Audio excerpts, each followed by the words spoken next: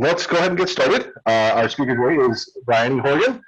She's associate professor at Purdue University, and she worked on the Perseverance Rover, and she's going to tell us all about it. So, Briony, go ahead and take it away. Yeah, thanks for having me. It's always fun to talk about the rover, and it's a really exciting time right now, so I'm glad to be here. Yeah, so this picture up in the upper left, it's not my favorite picture ever, but it's great because it is it's showing the Perseverance Rover in the high bay at the Jet Propulsion Laboratory in Pasadena while it was being constructed. I think this was last summer, so right, maybe 2 years ago now. So it was after it had been integrated, but before it was packed up and shipped off to Kennedy Space Center for launch. So but there she is down on the floor. Okay, so the Perseverance Rover is what we like to call a roving astrobiologist. An astrobiologist is a scientist who searches for signs of life in extreme places, both on the Earth and beyond the Earth. And as a roving astrobiologist, Perseverance's goal is to identify signs of life on another world, which, as I'll tell you about, is a really challenging task. But we think we understand Mars well enough after decades of Mars exploration by NASA and other space agencies that we're ready to do this. So the rover is named Perseverance, and the mission is named Mars 2020, and that includes, the entry, descent, and landing vehicle, and all of that. And we'll see some video of that process later, which is a lot of fun. But here's an artist rendition of Perseverance on the surface. I have an actual photo of Perseverance on the surface a little later. Okay, but we are looking for what we call biosignatures. These are a biosignature is anything that could have been left behind by life. And in particular, we usually say potential biosignatures because in most cases, it's actually, with the kind of things we're looking for, it's hard to know for sure if they really are signs of life. But, an example of a biosignature that everyone's probably familiar with is something like, a dinosaur bone, a fossil, is a biosignature. But we're not expecting to find this kind of thing on Mars. Obviously, that would be incredible, but that's not what we're looking for. Instead, we're mostly looking for microbes. And so to explain why that is, here's a really basic diagram showing the history of the Earth going from, now, today, back in billions of years, going back to 4.5 billion years and dividing the Earth's history up into eras. And the really important thing here is that, animals and kind of, complex life didn't emerge until about 600 million years ago. So it's very, very recently, and by this, Mars was kind of warm and wet and had Earth-like environments back here around kind of 3 to 4 billion years ago. And so when we're talking about looking for signs of life on Mars, we're really talking about looking in this kind of blue zone, more or less back here, between kind of 3 or 4 billion years ago. And based on our understanding of the history of life on Earth, that has to be microbes. We're very surprised to find any signs of anything more complex than a microbe living on Mars. And that's true in general for other planets outside of the Earth. We're probably looking for microbial life in general. Okay, so the problem is, reasons it's so hard is that, as you can imagine, microbial biosignatures, in the rock record are much, much harder to detect than those you would get from animals and plants, right? And so you can imagine there are things that microbes leave behind that are fossils, right? So here's an example on the left of a microbial CAS left behind in chert. This is from, I think, Western Australia. And so that's a beautiful example of this kind of nice actual fossil, but that's fairly rare. There are certain environments that produce things like this, and those are the kind of environments we do want to target because they produce these kind of nice visual fossils that are harder to argue with than some other things. But, even most of the time, even on Earth, when we're looking in the ancient rock record to try to understand the origin, early history of life, one of the reasons we actually don't know that much about it is because it is so hard to look for. And that's partly because of the microbes themselves are so small, and that the signs they leave mostly tend to be things like, isotopic signatures in the chemistry of the rocks and things. And it's much more rare they leave behind kind of nice fossils like this. The other problem too is that on Earth, rocks from 3 or 4 billion years ago have been completely messed up, right? Plate tectonics, erosion, all of that. There's very few rocks that are really intact from that time period. However, on Mars, there are rocks just sitting at the surface from 4 billion years ago, waiting for us to go look at them. And so that's one of the big things about Mars, is that it gives us a chance. Not only do we kind of have to look for life from this time period, it gives us actually a rare opportunity to try to understand the early history of life on another planet. And we hope that'll actually help us understand the history of life on Earth too. Okay, but this is kind of an example of kind of the holy grail of microbial biosignatures. This is what we call a stromatolite. And so stromatolite is when you have these kind of microbial mats, which are basically these kind of bubbly, flat layers of microbial goo that are growing, you know, under just, you know, usually thin layers of water around a hot spring, around the shore of a lake or an ocean. These form, they form these little sort of gooey mats, and then as minerals or sediment sort of settle onto the mats, it'll lithify them and turn it into a rock. And over time, you can imagine growing these things up kind of like bushes growing in your backyard, forming these big rock structures just under the water. And these are really easy to preserve in the rock record. And so these are one of the best kind of most obvious signs of microbial life we have on Earth, going back up to, you know, 3.5 billion years ago or so. And here's a nice example of sort of relatively recent stromatolites. They do still grow on Earth today, but mostly only in places where there isn't a lot of animal life that can eat the microbes. And so usually in really, you know, very salty, you know, kind of lagoons, or there's a few, you know, kind of Mars analog lakes that are very, very alkaline. And so, you know, they don't support a lot of life. And so there you can instead get microbes growing and forming these kind of stromatolite layers and mounds still. But this is the kind of thing, you know, the kind of macroscopic manifestation of microbes we might hope to find in kind of the best case scenario on Mars, something like this. Okay, so that's kind of an overview of what the kind of thing we're hoping to look for, you know, some kind of biosignature, and that can mean a lot of things. It could mean, you know, microbial fossils, stromatolites. It could mean chemical or textural signs of ancient life as well, but that's really the goal. And so, but kind of around that goal, we have three, you know, specific objectives for the mission. You know, first off is objective A, we like to call it, is geology. And that's basically to understand what ancient environments once existed at our landing site. You need to know that before you can start really looking for signs of life, right? What was the environment of life might have lived in? Our next objective is astrobiology, and that's basically this, you know, trying to understand how habitable those ancient environments are, and then looking for potential biosignatures.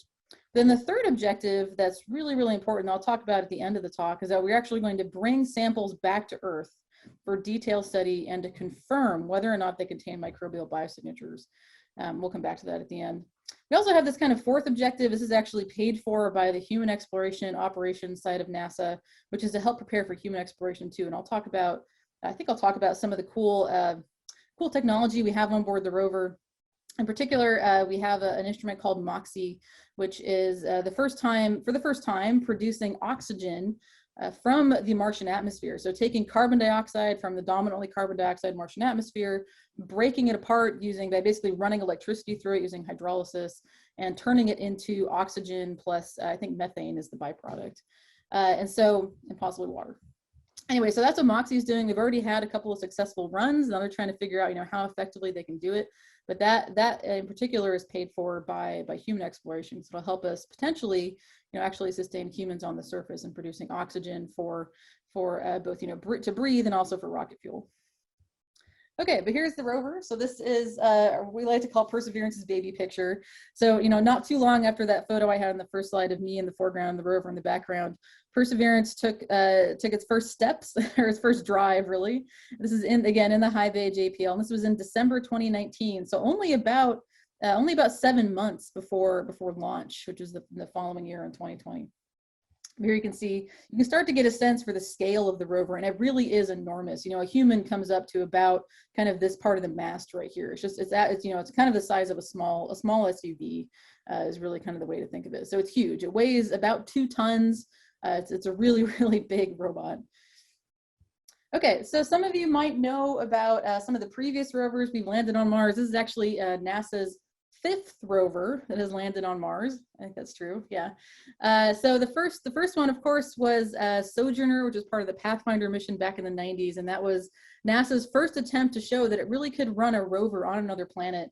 And the reason that's, you know, it had to show that was because, you know, Mars is far enough away, right? The light travel time is long enough. It's anywhere between 7 and 20 minutes one way. And so that means we obviously can't drive the rovers on the surface in real time. They have to be semi-autonomous robots, basically. And so the Sojourner was NASA's attempt to show, yeah, we can actually, you know, have a moving, rolling robot on the surface that can navigate itself around obstacles. So that was the kind of precursor, and then Spirit and Opportunity were the follow-up. These were our twin robot field geologists. Their goal was to search for signs of past water on Mars, and they found tons and tons of evidence of that. And so if you think about what kind of science instruments they had on board, they were mostly doing remote sensing using spectrometers and things like that to look for minerals and chemicals, other chemical signs of water recorded in the rocks. So, so certain minerals only form in the presence of water, and these rovers were basically able to map that across the landscape using cameras and things. So Curiosity is actually shown over here on the left. This is a selfie taken by Curiosity on the surface, it has a microscopic imager right on the end of its 7-foot-long arm, and it can actually turn that back around and look back at the rover and take a bunch of pictures and mosaic them together to make what we call a rover selfie. So Curiosity was following up on Spirit and Opportunity, who showed that Mars indeed have ancient watery environments, by then saying, okay, so if we want to eventually look for life, now we know there was water on ancient Mars. The next thing we want to do is try to understand whether or not those watery environments were also habitable, right? And that's a much more complicated question, because you really need to get at, were the conditions clement for life to exist? And was everything present in those environments that life needs? And so things like, were there organic molecules present that life could use to grow and reproduce?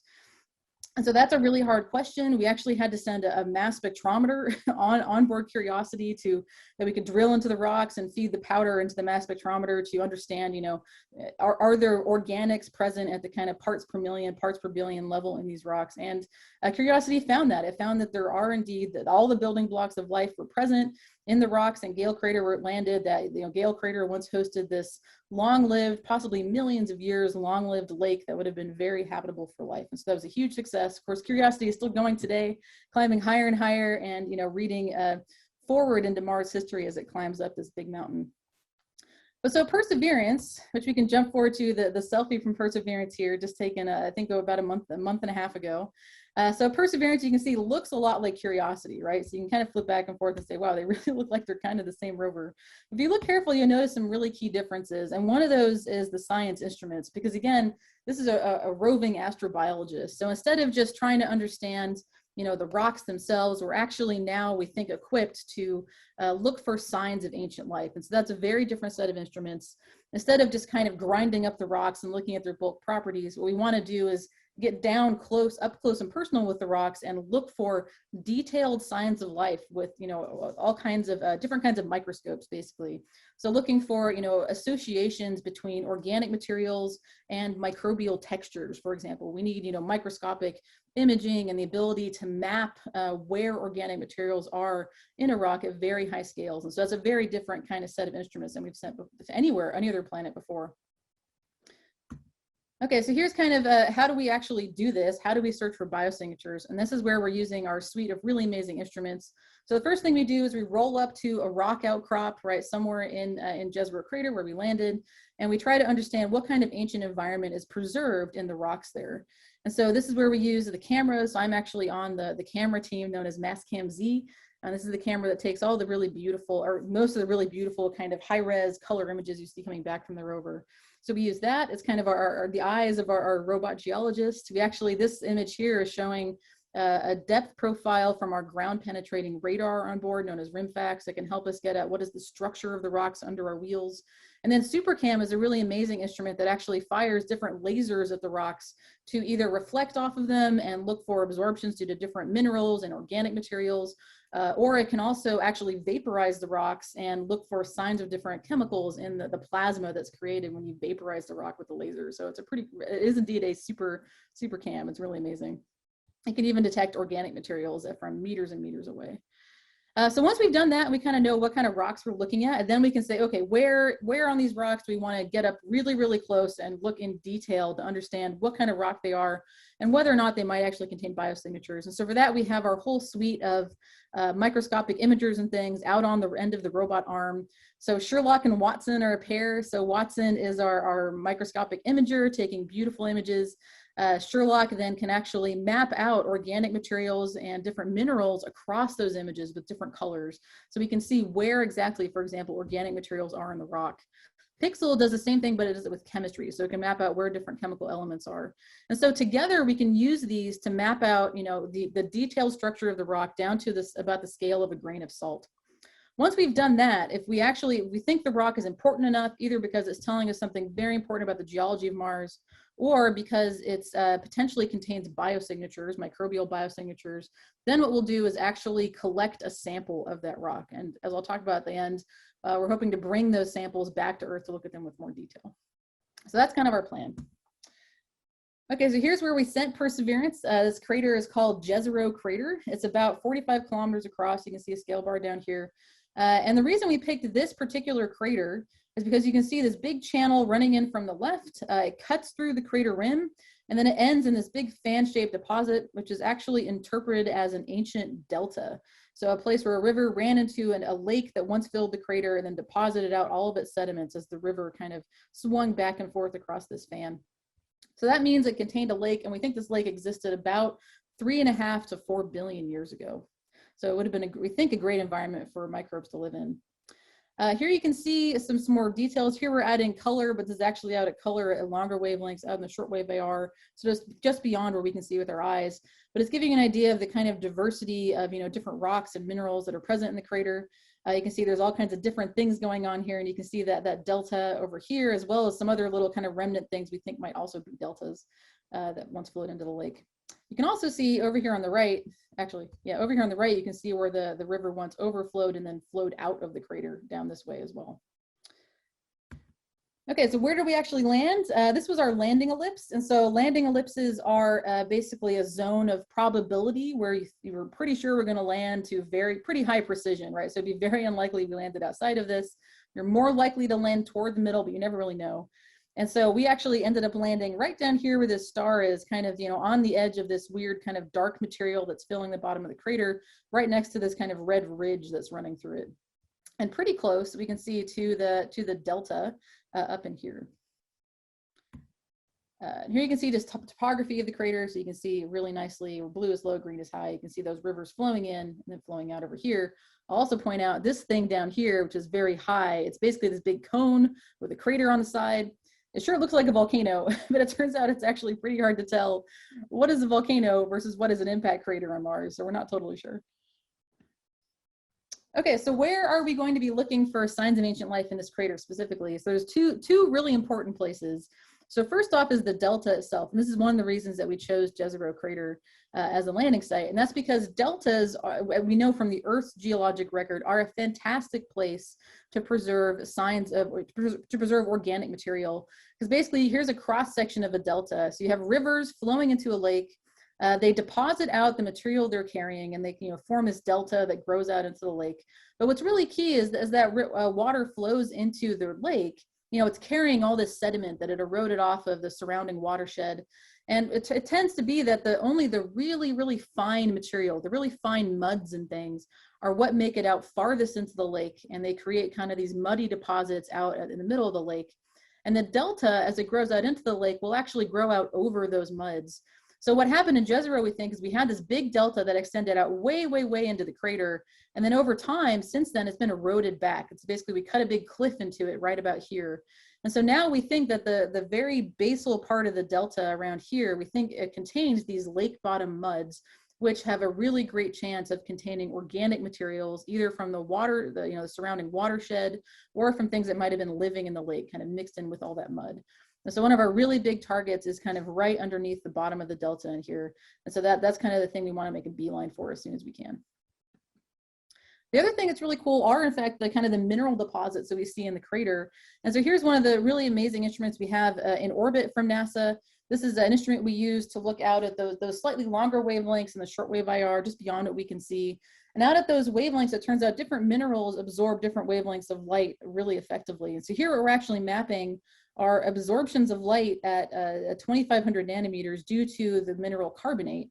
And so carbonate's a really important mineral on Earth. We see it forming all over the place. It basically forms when you have carbon dioxide in water and interacting with rocks. So you get carbonate minerals. That's what ends up producing all the the limestones and things that we see deposited out of oceans and things on Earth. And so here we're seeing this kind of, the red colors here indicate where we're seeing better signatures from that kind of mineral. And it turns out they're in this kind of ring right around the edge of the crater. It turns out right where we expect ancient kind of beaches and shorelines to have been for this ancient crater lake.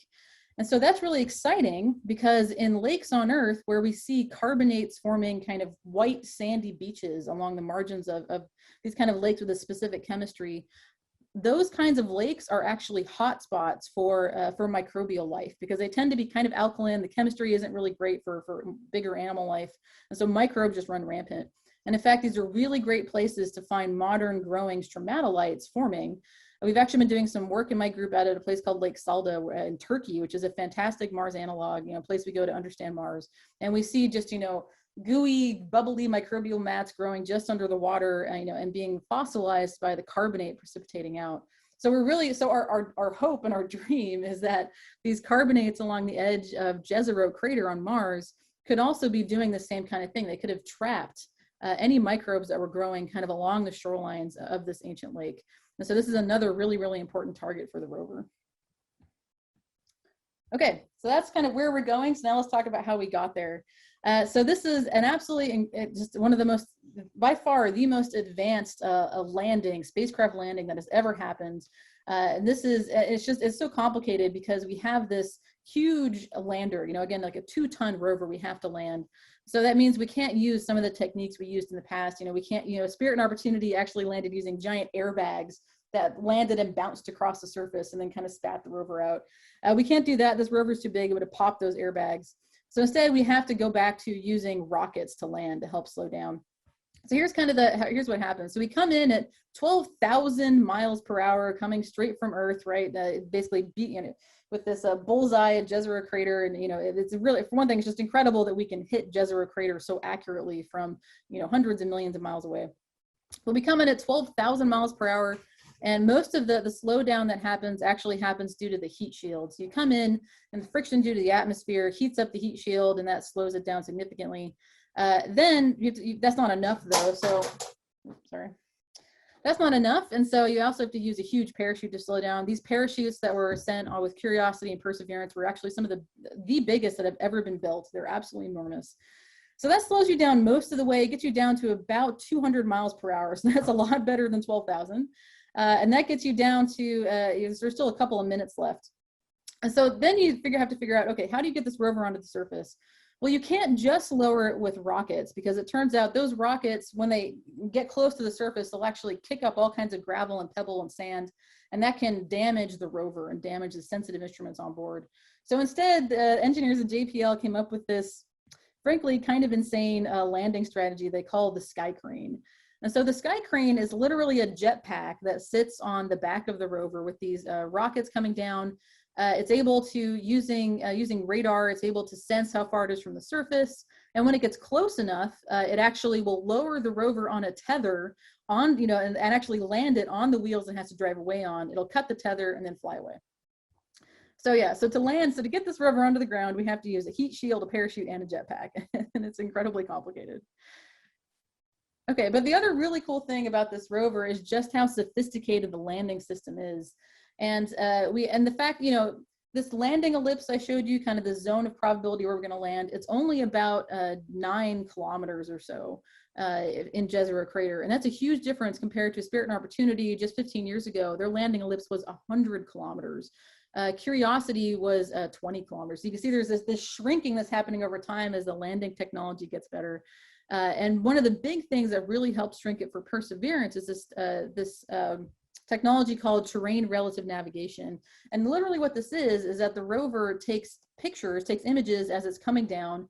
Automatically, this is all without any contact with Earth, will actually locate itself using maps made from orbital data. It'll figure out where it is and then actually have powered flight to direct it toward a safe landing site. It'll actually map out the terrain below it, find the safest possible place it can land, and then fly toward it, which is just really incredible. And so that's one of the reasons we're able to go to this incredible site that has, a big cliff at the front of the delta, this huge crater in the delta, all these dangerous sand dunes everywhere. We would not be able to land anywhere close to Jezreel Crater without this kind of technology. So it's really important.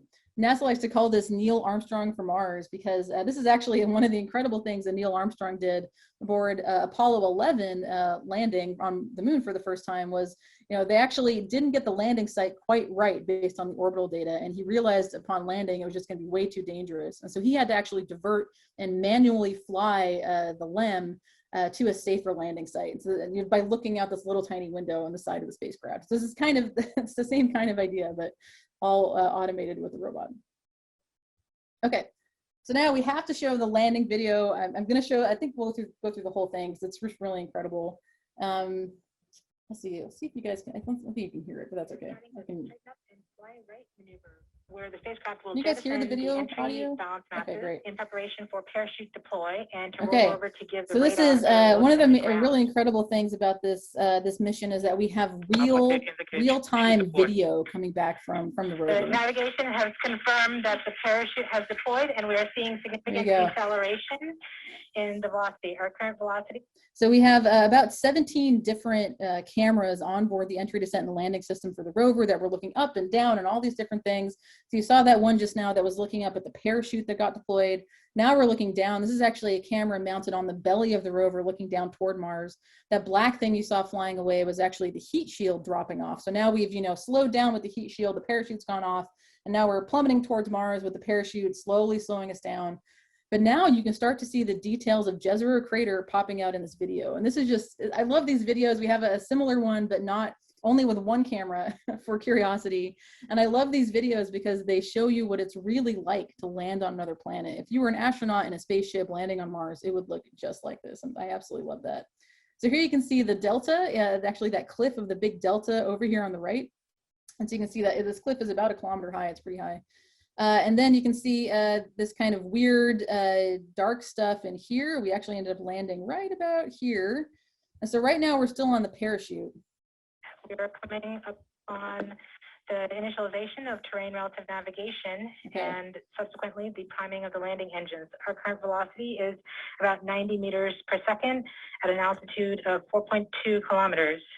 So now the rover is starting to map the surface to figure out where it should land to find. We have confirmation that the lander vision system has produced a valid solution. So it's found a landing site? Terrain relative navigation. Priming. Okay, so now you'll see the rover drops away from the parachute. And you'll see it actually drops and then turns and kind of veers away from the delta. So there you go. So now it's actually, we have powered flight. It's actually flying through the atmosphere as it plummets through. Kilometers from the surface of Mars. So it's diverting away from the delta. The back shell has separated. We are currently performing the divert maneuver.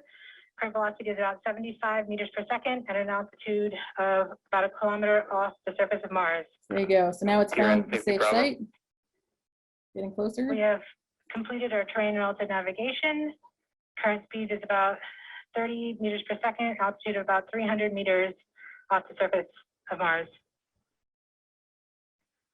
We have started our constant velocity accordion, which means we are conducting the sky crane, about to conduct the sky crane maneuver. So the rover's being lowered now. Now you can see the video, the camera's looking up and looking down. So you can see the sky crane, we like to call it the mothership, sometimes lowering the rover down. And the rover below it, which is just an incredible shot. We're getting signals from MRO. Tango Delta. Tango Delta, touchdown. Perseverance safely on the surface of Mars, ready to begin seeking the signs of past life. Yeah, so that video is really incredible because you have to realize that this was all completely automated, right? So the rover, the spacecraft hits the top of the atmosphere and it's enveloped in this plasma cloud and it actually can't communicate for a short period of time in there. But that's all happening at a distance, right? It's all happening with a 7-minute light travel time between the rover and us. And so by the time, we actually like to call this the 7 minutes of terror because it takes about 7 minutes to land, but it also takes about 7 minutes for the signal to get back to Earth. And so by the time you get the signal that the rover has actually entered the atmosphere, it's either sitting on the surface just fine or it has crashed. And you just don't know, right? You're just waiting to find out. So that's why everybody is so excited because you just never know. I mean, there's been, even recently, there's been crashes. The European Space Agency, just in 2016, was actually testing an entry, descent, and landing system for their upcoming rover, and the test did not go well. So it's still, Mars is really hard, it's really tough, and it's something that, we're never sure what's going to happen. So this was a huge success. Okay, so here's our first view from the surface. This camera image came back right away. We had a really narrow window before, we actually relay almost all of our data back through NASA spacecraft in orbit and European spacecraft in orbit. And there was one flying overhead, that actually imaged us during descent and was tracking us during descent, and it was about to fly out of view. And we managed to get just a couple of images back before it did. So this is the first image that came back. This is from our hazard cameras that we actually use to drive the rovers. And it's looking through a dust cover on the front. That's why it's kind of grainy. So this was huge, mission success. There's rocks, it's great. But what's great is if you take one of these images and kind of zoom in and stretch it a little bit, you can actually see what happened to the sky crane jetpack, right? You can see this huge plume of dust, and I think this is probably spent fuel and probably mostly water that's coming off of where the jetpack went off and crashed into the surface. Okay, so here's where we actually landed. This is our landing site. It's named Octavia E. Butler Landing Site. If you don't know Octavia Butler, she's an absolutely wonderful African-American science fiction author. She was chosen, she died just a few years ago, and she was chosen, we chose her to honor with this landing site because Curiosity's landing site was actually named Ray Bradbury Memorial Landing Site, and so we thought this was a nice counterpoint to that. And her writing is it's just wonderful, so if you haven't read her stuff, I recommend it. Okay, so here's where we landed. You can see we landed again kind of on the edge of this weird kind of low bait kind of margin here of this, whatever this stuff is, and kind of next to this big ridge. So let's look at some of our data that's actually come down since then. So this was our first big panorama we took with the Mastcam Z cameras just on Sol or day 3 on Mars. And so this was a huge panorama. You can actually see, looking off in front of us, one of the blast zones from landings. This is where one of the rockets was aimed at the surface and actually blew away some of this dark sand on top to reveal this kind of light dusty stuff underneath. Now we can actually pan to the right. So you can see this, the mountain ranges in the distance are actually the rim of Jezreel Crater, and this little cliff up here is the delta. And these little things out here are actually erosional remnants of where the delta used to extend to. It used to, we're pretty sure, extend above where the rover is now, but it's now been eroded way, way back. You can also start to get a sense of the kind of rocks that we landed on, and this is one of the big mysteries I'll talk about is, what are these rocks? We're actually still not totally sure. But here's some of the kind of cool stuff we can do with our image data coming back from the cameras. This is some of the kind of work that I do. And so this is, taking our beautiful, true color panorama. This is what it would look like if you were standing on the surface, and would kind of doing things, processing the images so we can get back more information. So we call this our Andy Warhol stretch. What this is actually doing is pulling out the color variations in the image itself. And so you can see the red stuff here is actually the reddest material in the scene. We call this a decorrelation stretch. It's basically just taking away the effects of brightness across the scene and just getting a color. But it's really cool because it tells you about, color is important. Color for rocks tells you about their composition. And so the color variations here are telling us about, variations in the composition of the rocks and sand and dust and things across the site. And you can see there's a lot, and that's really exciting. Okay, but so the thing we're trying to figure out right now is, what is this stuff that we landed on? And so you can kind of get a sense from this image from orbit of this geologic unit, this thing that we landed on, right? You can see it's kind of dark, and it sure looks like it once flowed across the surface of the crater and kind of oozed into all these places. And so from orbit, people have long proposed this. We think it could be a lava flow, right? Where it came from, we're not sure, but that was the idea. But now that we've landed on the surface and seen the actual rocks that are part of this, we're not sure. And it turns out it's really hard to tell on Mars, where everything is made of, primitive kind of volcanic basaltic materials, whether it's, a lava flow or whether it's an ancient, river deposit. It turns out it can be really, really tough. And so we're still trying to work this out. Your worst case scenario, we'll take a sample and bring it back in 10 years and figure it out then. But this is kind of one of the things we want to work out because it'll help us understand that, the geologic evolution of the landing site. It turns out this unit is really important too, because one of the things we don't understand very well is how old anything is on Mars. I've thrown out some dates, 3.5, 4 billion years old. But the way that we figure out how old rocks are on other planets where we don't have, on Earth, we date rocks by bringing a rock sample back to the lab, looking at it, isotopic measurements and things, and seeing how old it is. If you don't have a sample, the only way we can really do that is by looking at how many impact craters are on a surface. Because you can imagine that, we're basically living in a shooting gallery, asteroids and comets flying around all the time. And so over time, any surface on another planet will gradually accumulate more and more impact craters. And so we can make an estimate of how old surfaces are just by counting the density of impact craters. but that's not very accurate, right? You can imagine there's all kinds of problems of trying to, you know, link that back to a real age. And so one of the things we'd like to do is get a sample of a surface that we have a crater date from, and actually get a real date of that rock. And so we can better calibrate how old everything else is on Mars, you know, and it's possible we're pretty far off. You never really know. Okay, but here's just some beautiful images that have come back from the cameras. Here's just one of these confusing rocks. You can see this one we named Hedgehog, because it's kind of prickly. And so you can see it's this beautiful blue rock. This image has been, you know, color enhanced to bring out some of the variation. But you can see this one has these weird purple patches that look like they've kind of oozed across the surface. We think this is a weathering coating, something that, you know, when water once interacted with this rock and left behind kind of coatings of minerals, you know, kind of rusty minerals and maybe clays and things like that on the surface. Here's a really beautiful image we took of one of these delta remnants. So one of these places, again, where the delta used to extend out, but now it's eroded back, leaving behind these little kind of buttes and mesas across the crater. This one we named Kodiak. And you can see here, it's not just flat-lying layers. And in fact, if we zoom in, you can see on one of these cliffs, you can see there are all these tilted beds. And so if you think back to that image I showed of a cross-section of a delta, at the front of a delta, you get kind of these inclined layers where the delta is entering the lake, right? So we think that's what this might actually be. And that's really exciting because that might mean that these layers down here are those muddy layers that we're looking for at the bottom of the lake. So this might be another shot in addition to back at the delta to try to get a sample of those muddy, maybe organics bearing materials underneath the lakes, the delta sediments. So in the background here, I want to point out too, this is actually the crater rim. So, you know, again, we don't have mountain chains on Mars. We don't have plate tectonics to push up, you know, long chains of mountains, but we do have lots and lots of circular mountain ranges that are actually the rims of giant craters. Okay, here's another beautiful view looking toward the delta and the edge of the delta. So this big cliff, and you can see all these layers coming out in here. These are actually tilted way down.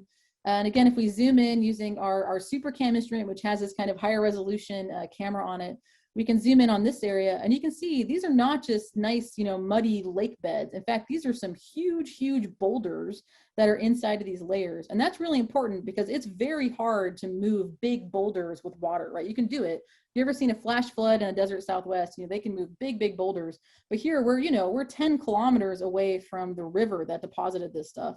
So we think this is a sign that at least at some point in the history of this lake and this delta, that there were some enormous floods that carried, you know, multiple meter across kind of boulders for, you know, tens of kilometers. So really big floods. So something crazy happened later on in the history of this lake. Okay, but last but not least, I want to make sure we talk about Ingenuity. So Ingenuity is the helicopter that we brought along to Mars, also formerly known as Ginny. So Ingenuity is a technology demonstration, basically to show that we can actually conduct powered flight on Mars. And this is obviously tough because Mars has a very thin atmosphere. It's 1,000 times lower pressure at the surface than on Earth. And so you can imagine that makes it pretty hard, but not impossible to fly in. And so this helicopter, you know, it's very light. It only weighs about 4 pounds. It has these big, you know, double rotors that extend out for 4 feet away from the center. It's actually solar powered. This little solar panel up here is all that's powering it. And basically, you can see here, the rover is actually flipped on its back, and this is Ingenuity being mounted on the belly of the rover. And so the way that we delivered it is it was mounted on the belly, and then this big protective cover was put over it. And then after we landed, we kind of drove away from the landing site, dropped the protective cover, and then dropped Ingenuity on the ground too, and then drove off and left it behind so it could conduct its mission. All it has is actually just a couple of cameras. So it has, you know, one color camera for taking nice images and then one black and white camera for navigating.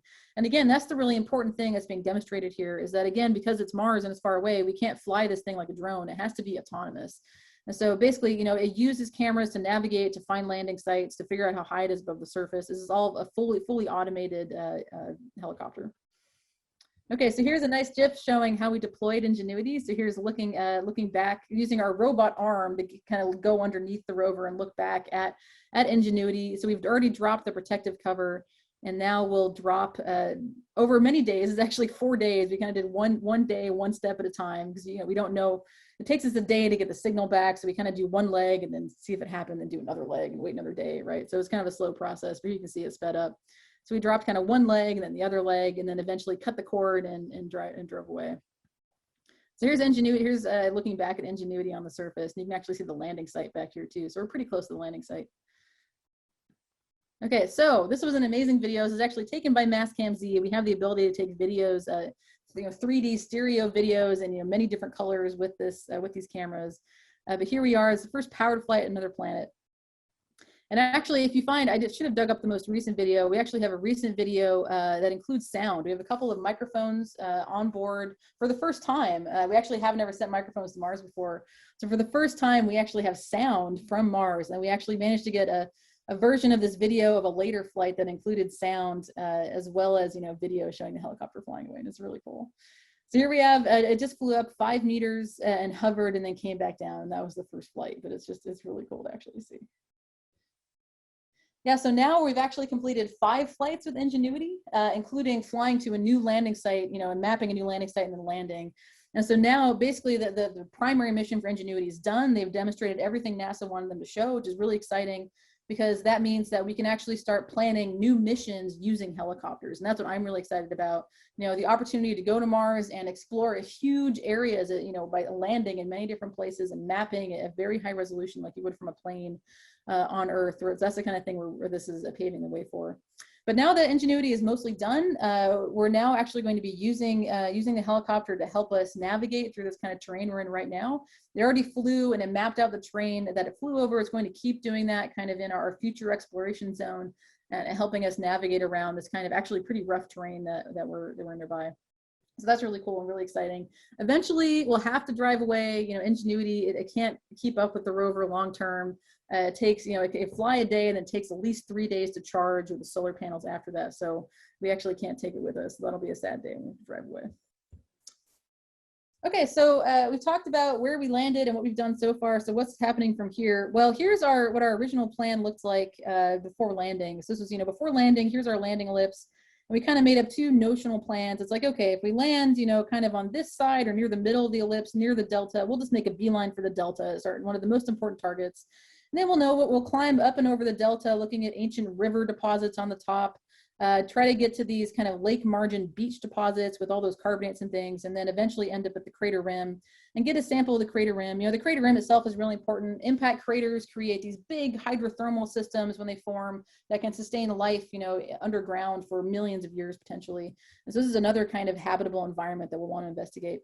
Or, we said, okay, if we land way over on this side of the landing ellipse and we're kind of near these kind of delta remnants over here, then maybe we'll check those out, but then head to the delta.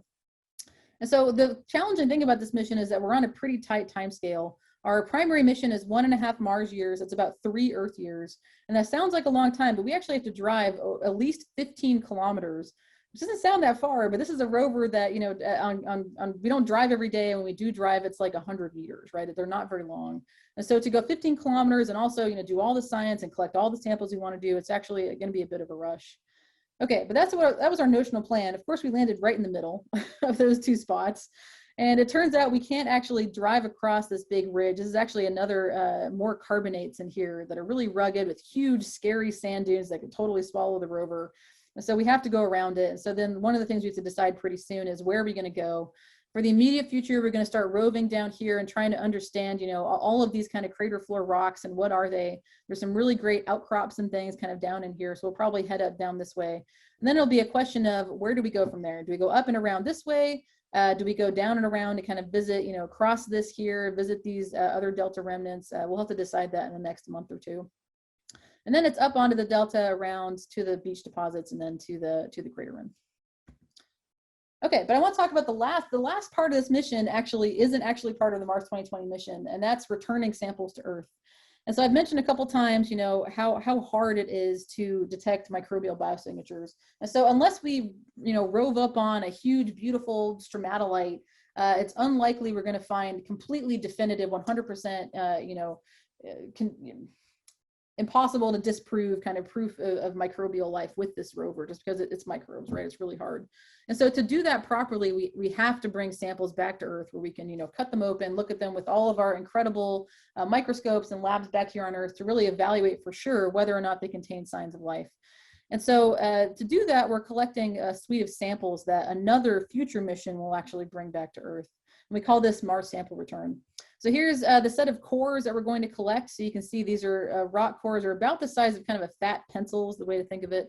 We'll hopefully collect about 37 cores from the surface, as well as some, some witness tubes that'll help us understand what kind of conditions the tubes and samples have been exposed to from going from Earth to Mars and then back, and here's an example of what some, rock cores look like that we've drilled from rocks on Earth. To do this, we have a big drill out on the end of the robot arm that will actually has a drill bit. We can take these cores and we can store them inside of the rover. We probably won't leave them inside of the rover. Our plan is to leave a cache of samples behind inside of Jezreel Crater that this future mission can come collect. However, we're actually also going to bring some with us because one of the great things about this site, about Jezreel Crater, is that there are also really amazing rocks just outside of the crater. So this stuff, here's Jezreel, here's the rim here. These rocks out here, we call this kind of northeast Syrtis area, are some of the most ancient rocks on Mars. They're probably more than 4 billion years old. They contain, kind of the building blocks of the planet. We see huge, blocks of material that have been ejected by huge craters. We see all kinds of crazy veins, huge veins that have been cross-cut by, hydrothermal systems ripping through these rocks. We see rivers cutting across them. We see all kinds of stuff out here. And so it's another really great place to explore. It was actually kind of the second most popular landing site for this mission. So what's great is we can actually drive out of Jezreel Crater, drive over the rim, explore the crater rim, get amazing views looking both, from the rim, both directions, back into the crater and out onto the plains, and then actually drive to this other certified landing ellipse out here and bring samples from along this whole traverse to deposit here to bring back to Earth. And that's what's really exciting, is that through this process, we can collect a really diverse suite of rock and soil samples that'll help us understand, not just looking for signs of life, but help us understand, how Mars formed, how planets like Mars form, what is the history of the early solar system for both Earth and Mars. So that's really exciting. So the way that'll work is we'll leave a cache of samples, again, probably an initial cache inside Jezreel Crater, basically near this certified landing site. And then we'll bring some samples with us to this other site we call Midway, where we'll leave our final cache of samples. And then what'll happen, hopefully as soon as 2026, but that's probably unrealistic, as that NASA and the European Space Agency will actually work together to send a series of robots, orbiters and landers and all these things together to get these samples back to Earth. So we've been talking about doing Mars sample return for 50 years because it's really sample return. We've done it from the moon, we've done it from all kinds of asteroids and comets and things, and it's really ultimately the way we learn the most about other bodies, right? By really getting those rocks back and looking at them.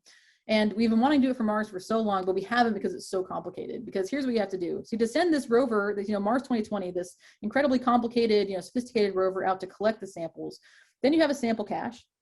Then you have to get it back. So that what you do is you send a small fetch rover to get the samples.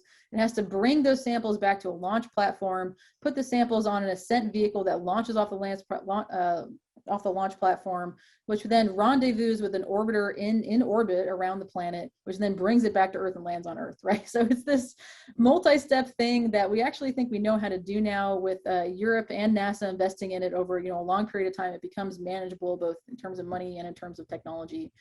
So we think NASA will probably build the really hard parts we've gotten good at, landing on Mars and getting off Mars is really tough. And so NASA will build those parts, and then the Europeans will probably build the fetch rover and the satellite. So that might happen as early as 2026. And so that's actually putting kind of a hard limit on our mission for getting those samples to that final landing site.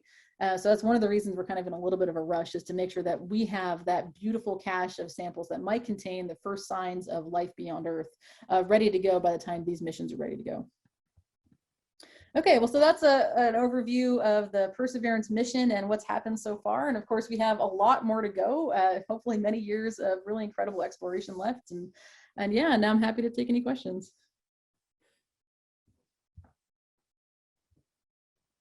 Hi, Professor. It's Jason Perro. Yeah. Great talk. Thank you. I had a couple questions for you. Go for it. So, I don't know why I'm fixated on this thing. The jetpack. So it just went off after it did its job, lowered the rover by crane or cable. It just flew away and crashed. There's no other use for it. Yeah, I mean, so it'd be great if we could use it for something else, but there's nothing else you can do, right? On some level, you have to, the main priority the jetpack's main priority at that point, once the rover's on the ground, is to get away from the rover, right? Because the last thing you want to do is damage your $2 billion rover. Mm-hmm. And so its priority is just to get away. And so basically it sort of turns and just shoots off. And so, okay. Yeah, I didn't put it in here, but we actually have really great orbital imagery of, after the landing, showing where all the different pieces, hit on the surface. So we have where the heat shield hit, we have where the sky crane went off and impacted. We have all these, even like the little weights that come off of the lander when it's early on. We can see where everything hit, and so we know where everything ended up. Okay, I'll just make sure there were no other instruments or things on there. Okay, it really just became garbage after it was done with this job. All right, poor guy or girl. So I have one more question about the caching of the samples to get retrieved. I guess you kind of answered it. I was like, why do all the caching and why do the retrieving in a whole separate mission? Why not just do it all in one mission? But once you show that diagram of all the steps needed to actually get that stuff back, I see why splitting it up is probably more feasible. I guess that's just too much functionality to put into one mission. Yeah, exactly. Okay. So yeah, that really wasn't a question. I had to talk to that to make sense in my own mind. Well, and that's still a big question, is sort of how many missions will it take, right? And so one of the hopes is that NASA, is developing the Space Launch System, which is this, their next kind of Saturn V type giant rocket. And so there's some hope that in they have to do a bunch of test runs of that rocket. And so one of the hopes is that rocket is big enough to actually deliver all of this to Mars in one shot. And so if that happens, it's possible we could actually do this pretty quickly and do the rest of this in kind of one mission. But other thought is that you could actually do this in pieces, right? So you could do the fetch rover and then, have the launch platform later. There's kind of a different series of things you could do. And in theory, you could even leave the samples in their sample capsule orbiting Mars for an extended period of time and find it later if you wanted to. Hopefully. I would argue it's probably harder to find it in orbit than it is on the ground, but. Right. Okay. Thank you. Yeah. I have a question, Dr. Horgan. Go for it. And that is, I know NASA goes through a great lengths to ensure that its spacecraft are very clean and sterilized. What happens in the future if other private entities or other nations have landers that aren't as carefully sterilized? Yep, that's a great question. So NASA has a whole office devoted to this called the Office of Planetary Protection, and its mission is both to protect other planets from our contamination, as well as protect us, right? So they're the ones that are in charge of making sure things are sterilized when they come back, et cetera. And so NASA has very strict rules about not just sterilizing the spacecraft to different degrees depending on what they're doing and where they're going, but also in terms of where we can land. So we are actually, kind of ironically, not allowed to land anywhere there could be a chance of living life on Mars today. So we're not allowed to go places where there's ice near the surface, where we think there's kind of an active water cycle, which we're not totally sure about, but there's ideas, right? So there's actually whole regions of Mars called special regions that NASA is not allowed to go to. Now, everybody else on the planet can do whatever they want, right? NASA has no authority. And so, so far there haven't been any issues. Actually, later tonight, the Chinese are landing their first lander on Mars, a rover in Utopia Planitia, I think even in like 6 hours or something. And so, but they're going to, one of the limitations of not being NASA is that these other agencies just don't have the landing technology we do. And so they can't go to the interesting places for the most part. And so Utopia Planitia is literally like the flattest place on Mars, right? It's a parking lot. And that's because, again, the Chinese don't have these landing technologies we have. And so they have to go to these parking lots. And so on some level, there's some protection already there because the interesting places are hard to get to. And so really at the moment, only NASA can get there. So we'll see. But, we've already contaminated Mars, right? Sterilization is is probably not the right term for what we do to our spacecraft, because we don't really understand how well things have to be sterilized to be, effectively sterile. And not every spacecraft is really sterilized to that extent. Even with Mars 2020, different parts of the spacecraft are sterilized more than others. The ones that are interacting with the samples are very carefully sterilized, and every single piece there's Magiga Stryker at JPL is the person in charge of understanding how contaminated every single piece on the rover is.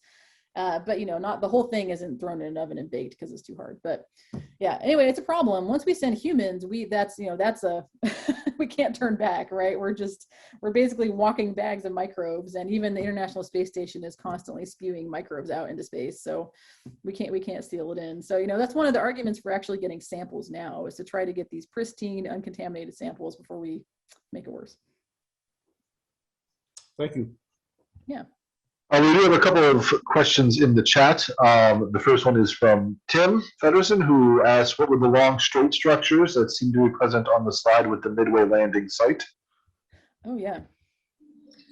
So these like these things in here, so you can see some river channels cutting across.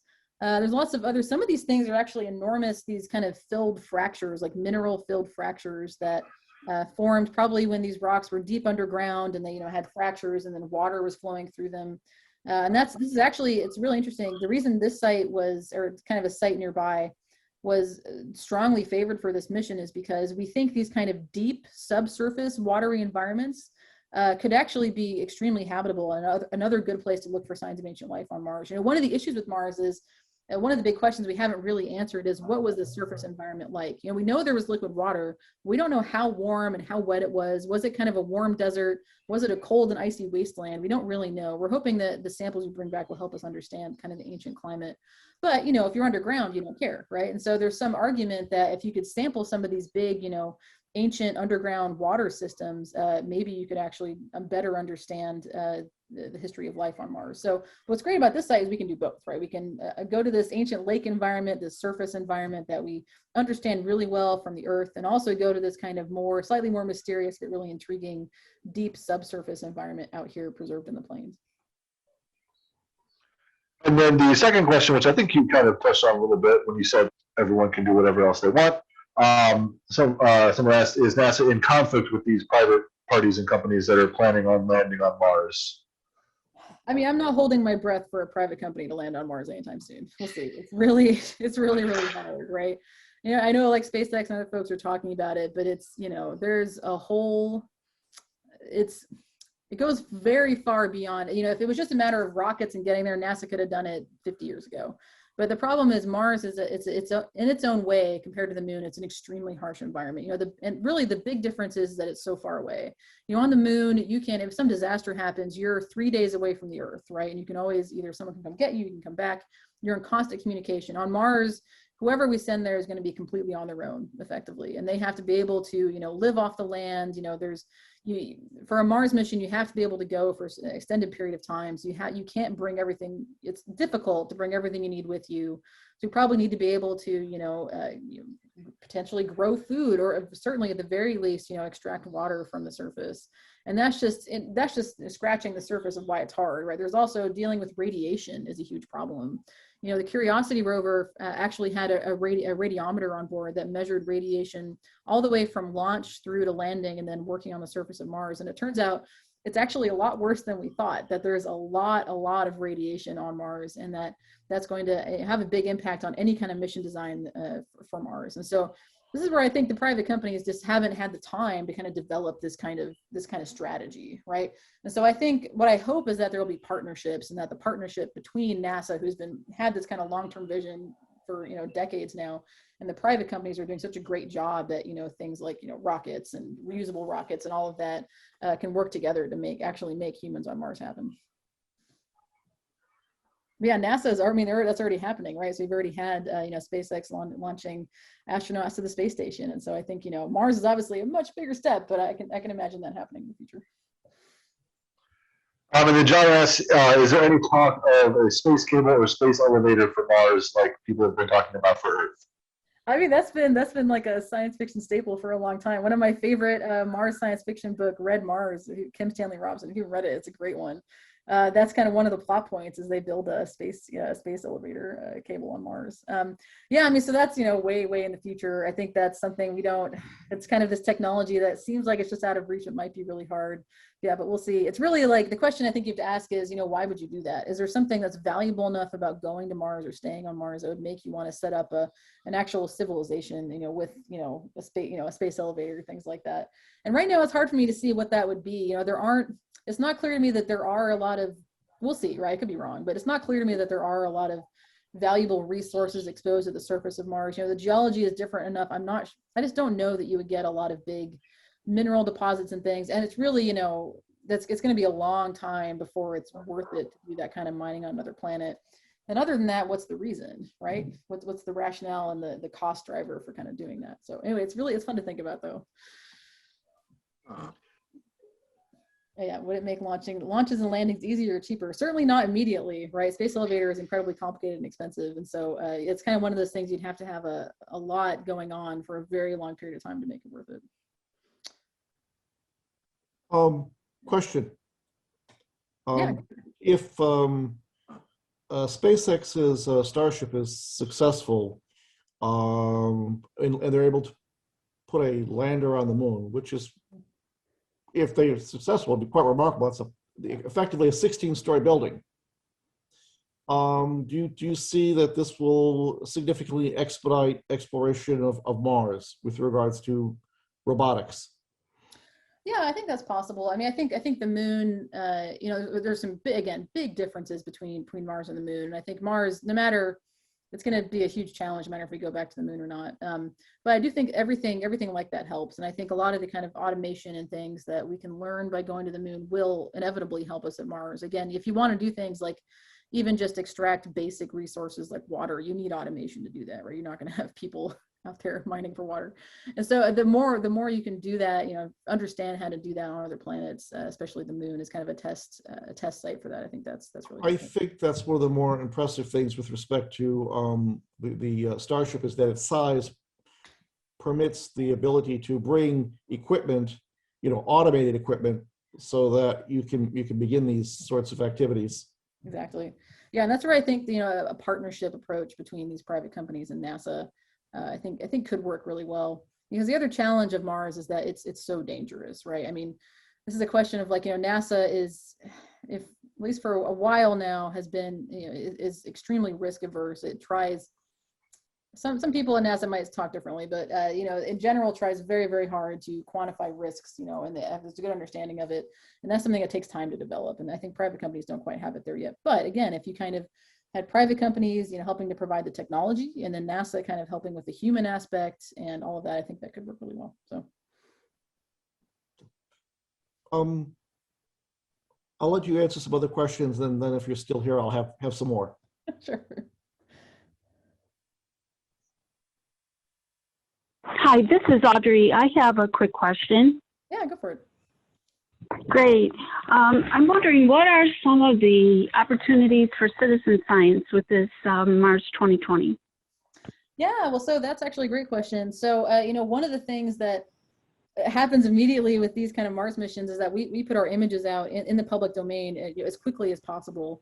And there's a huge community of what we kind of call the amateur kind of space photographers who work with that data and produce all kinds of amazing products, often before we can get them out, right? So some of the first, there were kind of some helicopter images and things that went out, and honestly, the products that came out of that community were in some ways better than I think what we had on the team. And they're just beautiful. And so that's actually been really great. And I've actually used some of those products in my science before too. So that's, I think on the image side, that's definitely a great opportunity, I think. Yeah. Great. And so thank you so much for your presentation. I mean, every other, it's like incredible. No matter what aspect of the mission you're talking about, the adjective is incredible and like unbelievable. And the first flight and the whole bit is just so crazy exciting. Thanks so much for sharing your expertise with us. Yeah. Oh, Chinese rover has landed, Chris says. That's great. Oh. Yeah, it was unclear, and the timing was was unclear. Successfully? Yeah, so I just found an article that says that it has landed successfully. No photos yet of it on the surface. This is really exciting. Yeah, that's great. Some other countries have tried and they haven't been able to. The UK tried with the Beagle and failed. Basically, and then Europeans tried recently and failed. And so really, it's since the USSR put something on the surface that it's been NASA only. So it's exciting. Just another question. How surprised were you by NASA's selection of SpaceX for the Artemis lander? Yeah, I actually was pretty, I hadn't been following, I've been so, distracted, obviously, with Perseverance. I hadn't been following that process super closely. But I was definitely a little surprised. I mean, I think it's a bold move, because I think, again, it's, NASA tends to be risk averse, and I think, there's some risk with going with SpaceX, but I think it's also really exciting, and I appreciate NASA went for the bold choice, and I think that hopefully will pay off in the long run. So, well, the amount of cargo and material that SpaceX can put on the moon would just be astonishing, and the fact also that their design has an actual airlock, and none of the others, Dynetics or Blue Origin or the National Team, they don't have an airlock, and I think the airlock is probably pretty important. That's great. That's great to hear. Yeah, so. I haven't been looking at the moon much lately. I'll have to get back to it soon. Well, I see Tim had a question about, it seems like the scientific return from the unmanned missions is huge at relatively low cost. Moreover, the unmanned robotic AI capabilities are improving dramatically over time. Why do manned missions at all? Do you have a take? Yeah, I mean, so it's a great question, because, we can do a lot with rovers, right? And, there's some arguments that if you spent the money you're going to spend on a crewed mission, to Mars, on scientific exploration of Mars with robots, you could do really great things. So on some level, I think you have to look at human exploration two ways. I mean, one is that there are just incredible science advances that come out of human exploration, right? I mean, the fact that you can bring back huge amounts of samples, that you can have geologists on the surface reacting to rocks and actually doing real exploration. With rovers, we do our best, but it's very linear exploration. It's tough, right? We kind of have to go from rock to rock, and you can't just turn around and look at what's behind you very easily, right? And you can't, just, I want to, literally yesterday we were saying like, oh, where's our rock camera? We want to see what's inside this rock, and we can't. We just have to stare at it, at the surface, right? So, I mean, as great as robots are and rovers are, still humans really can do, you do get a lot of science out of human missions. But it's also, I think, human missions, to me, it's not so much about the science. It's really about, trying to expand ourselves beyond the Earth. And that's, there's arguments for that, both in terms of kind of philosophically, in terms of, science and technology. The challenge of doing that and doing it well has huge significance in terms of, expanding our ability to access advanced technology and things. So I think there's arguments there too. But yeah, I think I think you can't just justify human exploration just with science. It's pretty tough. Yep. Yep, exactly.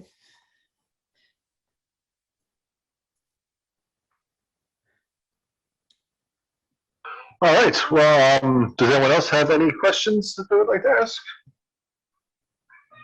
Just want to thank you once again. Yeah. Thank you. No problem.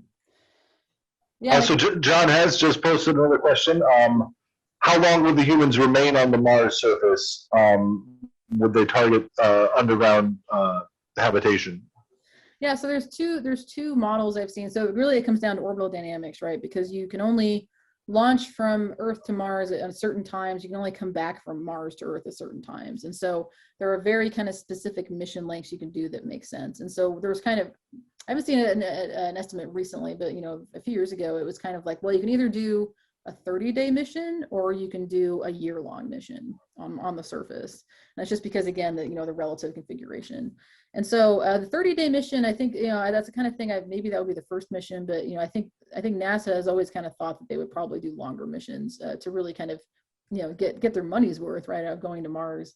And they have all kinds of cool ideas about how they would do that. We've already had meetings on the science side talking about landing sites for human exploration, and that have great science and great resource potential for water and things. And so I think NASA has thought a lot about that and kind of what that exploration on the surface would look like. But yeah, so it could be for the long haul potentially. Yeah, an underground hab. I think that depends. It's not easy to build an underground hab, and most of the places where you could do that with caves and lava tubes are geologically really boring. Like, do you really want to land on the side of a volcano, or do you want to go to where all the ancient ocean and lake and river deposits are, right? And so if you're looking for life, it's definitely the latter. Yeah, so you probably do is build a habitat and then bury it with regolith. That's kind of the simple model I've seen. Cool. Oh, wonderful. So yeah, thank you so much, Briony, for the fantastic talk. I loved it. I'm sure everyone else did too. So thank you for that, and it was great to have you. I don't think we have any other CAS news or anything to talk about today. So hopefully we will see you all next time. Thank you so much for joining. Thanks so much. Have a great night. Thanks, everyone. Thanks, Doctor. Thanks, Wayne. Thanks, everyone. Bye.